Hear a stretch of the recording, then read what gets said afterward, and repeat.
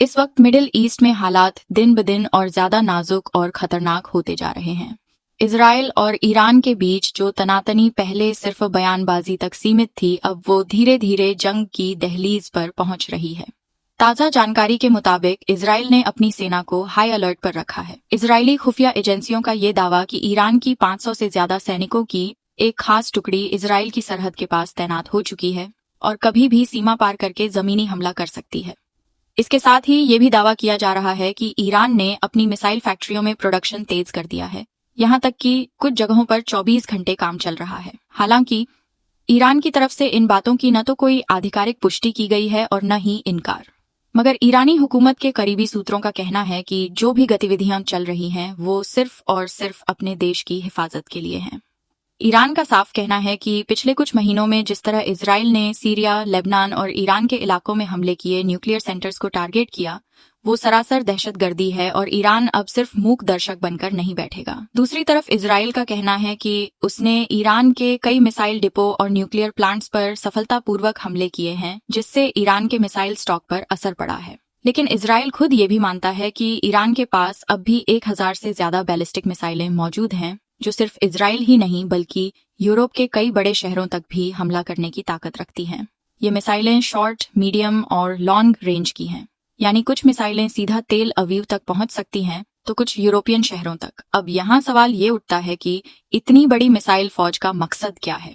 Iran समर्थक ये कहते हैं कि जब पूरी दुनिया में अमेरिका, इजराइल और उनके सहयोगी मिलकर ईरान को चारों तरफ से घेरने की कोशिश कर रहे हैं, जब इजराइल खुद बेकसूर फिलिस्तीनियों पर रोज हमले कर रहा है, गजा पट्टी में सैकड़ों मासूम बच्चों और औरतों की जानें ले रहा है, तो फिर ईरान का अपनी हिफाजत के लिए तैयार रहना कौन सा गुण है। ईरान की डिफेंस पॉलिसी का मकसद किसी पर हमला करना नहीं बल्कि अपनी सरजमीन और अपने लोगों की सुरक्षा करना है। आपको याद होगा कुछ हफ्ते पहले जब इजराइल ने तेहरान के करीब स्थित एक न्यूक्लियर फैसिलिटी को निशाना बनाया था, जिसके बाद दोनों देशों में तनाव अचानक आसमान छूने लगा था। उस हमले में ईरान को नुकसान तो हुआ, लेकिन इसके बाद ईरानी रेवोल्यूशनरी गार्ड्स ने अपने मिसाइल सिस्टम और डिफेंस यूनिट्स को और मजबूत करना शुरू कर दिया।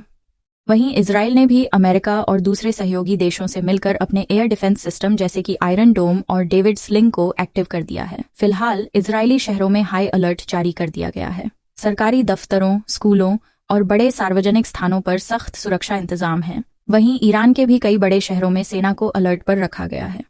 लेबनान की हिजबुल्लाह, सीरिया की मिलिशिया और यमन के हूती विद्रोही भी किसी बड़े इशारे का इंतजार कर रहे हैं।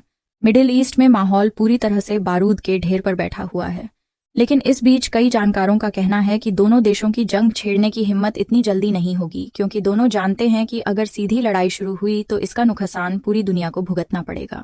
तेल की कीमतें आसमान पर पहुंच जाएंगी, यूरोपियन देशों की सुरक्षा पर सवाल उठेंगे और एक बड़ा मानवीय संकट पैदा हो सकता है। मगर ईरान समर्थकों का मानना है कि अगर इजराइल और अमेरिका ने अपनी दखलंदाजी बंद नहीं की तो ईरान भी अब मुंहतोड़ जवाब देने से पीछे नहीं हटेगा। ईरान के पास अपनी मिसाइल ताकत, डिफेंस सिस्टम और पूरे इलाके में सहयोगी गुटों की मजबूत पकड़ है। ईरान ये भी दावा करता है कि उसकी मिसाइल इंडस्ट्री पर हुए हमले उसके जज्बे को और मजबूती देंगे, न कि कमजोर करेंगे। अंत में सवाल ये है कि क्या ये टकराव बातचीत से हल होगा या दोनों देशों के बीच कोई बड़ा सैन्य संघर्ष देखने को मिलेगा। जो भी हो, मिडिल ईस्ट की जमीन एक बार फिर जंग के साये में है और पूरी दुनिया सांसें थामे हालात पर नजर बनाए हुए है।